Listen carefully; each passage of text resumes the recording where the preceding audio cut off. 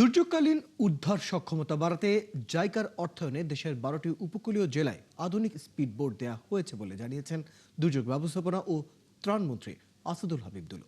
মঙ্গলবার নারায়ণগঞ্জের বন্দরে 12টি উপকূলীয় জেলার কাছে স্পিডবোট বিতরণ অনুষ্ঠানে তিনি এসব কথা বলেন। মন্ত্রী আরও বলেন, পর্যায়ক্রমে আরও 25টি জেলায় এসব উদ্ধার যান সরবরাহ করা হবে। ডাবল ইঞ্জিনের এসব স্পিডবোট দিয়ে 4 নম্বর বিপদ সংকেতের সময়ও উদ্ধার অভিযান পরিচালনা করা যাবে। তিনি বলেন, বন্যা, জলোচ্ছ্বাস ও ঘূর্ণিঝড়ের সময় দুর্গম এলাকায় দ্রুত পৌঁছে মানুষকে নিরাপদে সরিয়ে নিতে এসব বোট গুরুত্বপূর্ণ ভূমিকা রাখবে। পর্যায়ক্রমে হাওড়াঞ্চলেও উদ্ধার বোট সরবরাহ করা হবে বলে জানান ত্রাণমন্ত্রী।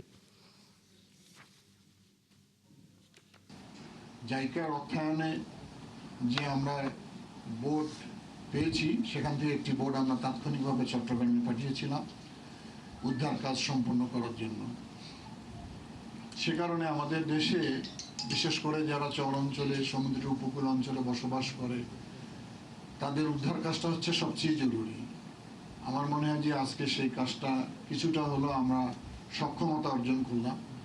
দুর্যোগের মোকাবেলার ক্ষেত্রে বাংলাদেশ কিন্তু বিশ্বের মধ্যে অনেকখানি সক্ষমতা অর্জন করেছে, এটি আপনারা জানেন।